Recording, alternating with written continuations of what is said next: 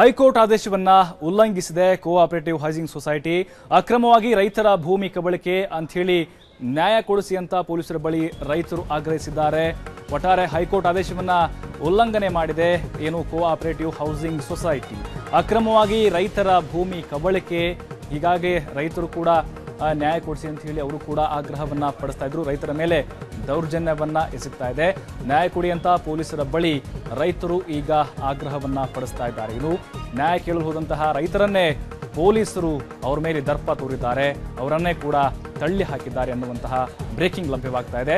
ಸ್ಥಳಕ್ಕೆ ಈಗ ದಕ್ಷಿಣ ವಿಭಾಗದ ಡಿಸಿಪಿ ಶರಣಪ್ಪ ಅವರು ಭೇಟಿ ಕೂಡಿ ಅಲ್ಲಿ ಕೂಡ ಪರಿಶೀಲನೆ ಕೂಡ ನಡೆಸ್ತಾ ಇದ್ದಾರೆ ಘಟನೆಗೆ ಸಂಬಂಧಪಟ್ಟಂತೆ. ಇನ್ನು ತಲಘಟ್ಟಪುರ ಇನ್ಸ್ಪೆಕ್ಟರ್ ಜೊತೆ ಮಾತುಕತೆ ನಡೆಸ್ತಾ ಇದ್ದಾರೆ ಡಿಸಿಪಿ ಶರಣಪ್ಪ ಅವರು.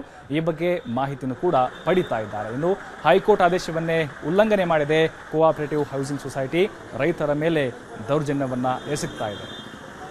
ಕೋಆಪರೇಟಿವ್ ಹೌಸಿಂಗ್ ಸೊಸೈಟಿ ಏನಿದೆ ಇದು ಹೈಕೋರ್ಟ್ ಆದೇಶವನ್ನೇ ಇದು ಏನು ಮೂಲೆ ಗುಂಪು ಮಾಡಿದೆ ಅಂತಂದರೆ ಅದಕ್ಕೆ ಬೆಲೆ ಕೊಟ್ಟಿಲ್ಲ, ಅದನ್ನು ಉಲ್ಲಂಘನೆ ಮಾಡಿದೆ.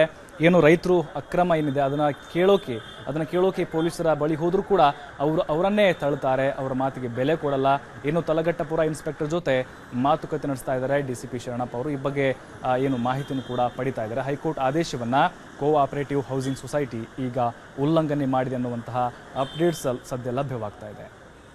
ಈ ಬಗ್ಗೆ ಇನ್ನಷ್ಟು ಮಾಹಿತಿ ಕೊಡ್ತಾರೆ ನಮ್ಮ ಪ್ರತಿನಿಧಿ ಭವ್ಯ ದೂರವಾಣಿ ಸಂಪರ್ಕದಲ್ಲಿದ್ದಾರೆ. ಭವ್ಯ, ಏನಿದು ರೈತರ ಮೇಲೆ ದೌರ್ಜನ್ಯ ಪ್ರಕರಣ? ಒಂದ್ ಕಡೆ ಪೊಲೀಸರು ಅವ್ರ ಮೇಲೆ ದೌರ್ಜನ್ಯ ನಡೆಸ್ತಾರೆ, ಇನ್ನೊಂದ್ ಕಡೆ ಆ ಒಂದು ಸೊಸೈಟಿ ಹೈಕೋರ್ಟ್ ಆ ಒಂದು ಆದೇಶವನ್ನು ಉಲ್ಲಂಘನೆ ಮಾಡಿದೆ. ಆಕ್ಚುಲಿ ಏನ್ ಈ ಪ್ರಕರಣ ಅಂತಿದು? ಎಸ್ ಪ್ರಭು, ಏನೋ ತಲಘಟ್ಟಪುರ ವ್ಯಾಪ್ತಿಯ ವಾಜರಹಳ್ಳಿಯ ರೈತರು ಒಂದು ಹೈಕೋರ್ಟ್ ನ ಮೊರೆ ಹೋಗಿದ್ರು. ಏನಂದ್ರೆ ಕೋಆಪರೇಟಿವ್ ಹೌಸಿಂಗ್ ಸೊಸೈಟಿ ಅವರು ರೈತರ ಜಮೀನನ್ನು ಆಕ್ರಮಿಸಿ ಕಟ್ಟಡ ನಿರ್ಮಾಣ ಮಾಡ್ತಾ ಇದ್ರು ಅನ್ನೋ ಆರೋಪದ ಮೇಲೆ ಹೈಕೋರ್ಟ್ ನ ಮೆಟ್ಟಿಲೇರಿದ್ರು.